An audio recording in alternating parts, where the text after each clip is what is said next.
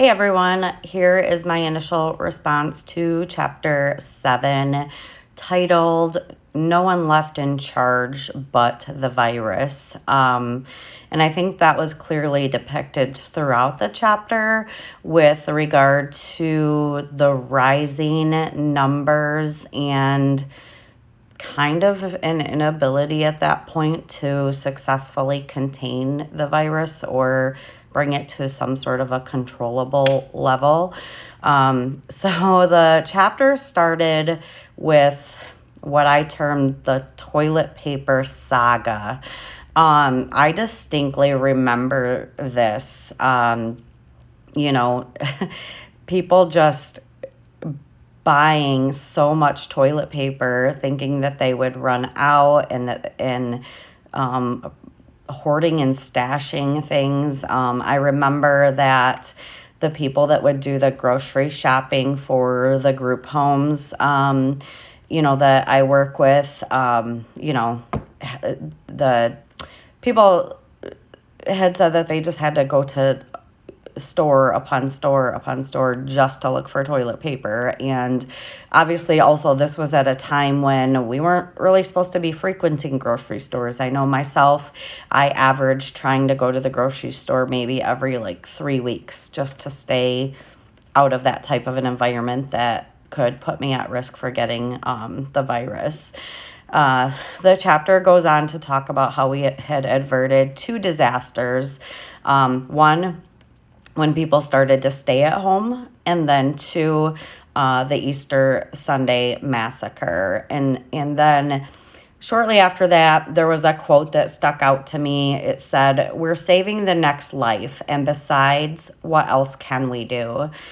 When I read that, I almost felt like they felt hopeless with their efforts, that, you've got these people, let's just say just under the governmental level, or trying to advocate for and come up with models and plans and such to try to be proactive about this. But then the higher level government, at the presidential level, wasn't really on board with what some experts were recommending and wanting to do. So I can see how that could be super frustrating. I had written a note about how they had conveyed that, connecting states. So this was about the governors being able to kind of mandate what they do in their state. But obviously each state borders another state, and some may open sooner than others, or even if somebody lives in one state, they may travel to another state. So I could see how, with different states operating and functioning more strictly or less strict than others, that would not necessarily be a recipe for being able to contain the virus, because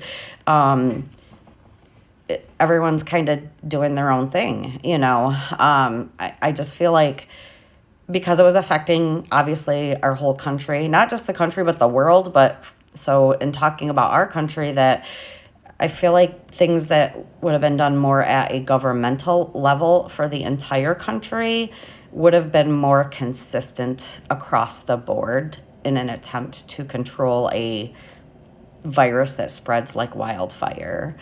And then Ryan P. So when I read the chapter, I was kind of referring to him in my head as proactive Ryan. He created a scoreboard, and he wanted to track stats, cases, hospitalizations, testing, contact tracing. And even after a day after a press conference, he had sent a draft of it. So he was really a quick thinker and actor. And, I feel like this could have been beneficial to utilize this person to have combined efforts to, control this virus. However, there's there's a question about the validity of the data, regarding, the testing. And I've also questioned it too when I'm when I'm looking at the data.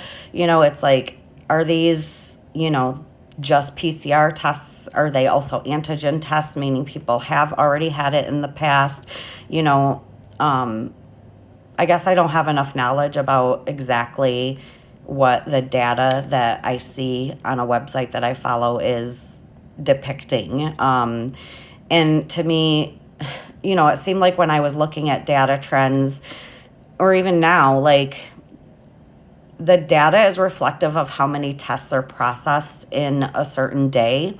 So, for example, they might not do a bunch of tests on a major holiday, and then, it looks like, oh, the cases are now really low. But then, like, days afterwards, we have a spike in cases because those are the people that got tested after the holiday and maybe were positive. So if we don't have consistency among, like, okay, this is how many tests were processed, or maybe even like how many people that were tested positive versus negative or something like that. So that is just, an example of what they refer to as the lagging data, and that could really kind of skew any type of progress that you might think is happening with regard to the virus. There was also note about a 7-week sidelining of the White House task force. And when I read that, I was just like, wait, what? Like, why do we have 7-week sidelining of just kind of, to me, it's like we're idling and not doing anything. And I remember in the chapter how it talked about how Birx had been proactive and started basically touring the different states to advocate for these strategies for states to operate with more extreme measures to control the virus. But then sadly, as I read later, she ended up being replaced. So, she obviously had a different mindset than Trump. And another aspect with regard to like what type of help would be needed, or how I talked about the government level, I felt like it should have been more at a governmental level, is because the type of action that needed to happen, states would need more resources to make this happen. Some states might be quote unquote more wealthy than other states, or, have better resources than other states. And if they don't have the appropriate resources, then how can they thrive with regard to trying to control this pandemic? And of course, nothing was happening at the governmental level because Trump had moved all of the responsibility over to the governors, because he didn't want anything to reflect his reflect like back, look bad on him, basically, with re-election coming up, and that he didn't want anything to look bad on him. There was a quote in the chapter that I remember distinctly hearing that was from Trump. It says, "Here's the bad part. When you do testing to that extent, you're going to find more people. You're going to find more cases. So I said to my people, slow the testing down, please." Again, just reflective of what I had just mentioned in my last statement. He went from, he was sugarcoating everything, basically. He went in February, he's calling it a hoax. June, he's saying it's dying out. We are now in November, and I'm now noticing that I'm hearing of tons of people who are fully vaccinated now getting the virus. One of my coworkers just tested positive, fully vaccinated. So I myself have gotten the booster, hoping that will further boost my immunity and decrease my risk of getting it. So, you know, this virus is just unbelievably strong. And I'm running out of time, so I'm just going to look through my notes and see if there's anything else.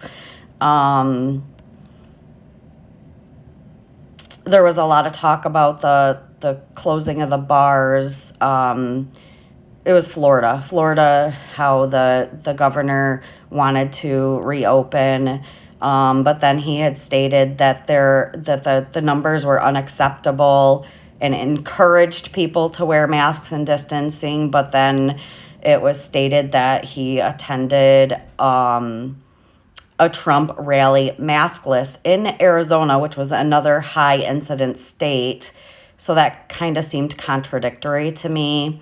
And then South Dakota's governor, Freedom First, became the country's largest hotspot for cases, meaning that half the people that got tested for COVID came back positive. So it just shows that so many people that are going to get tested are positive. And,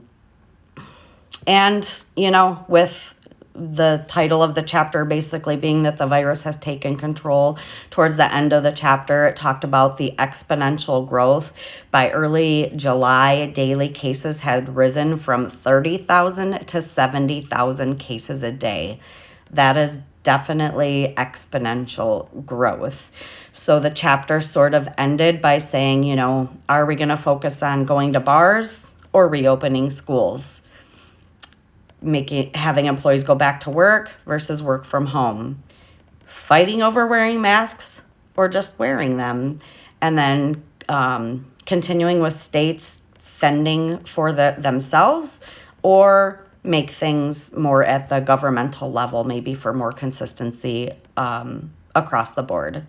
And again, my thoughts on that is that we do need consistency, and I think for consistency to occur throughout the country, it needs to be from the federal government level.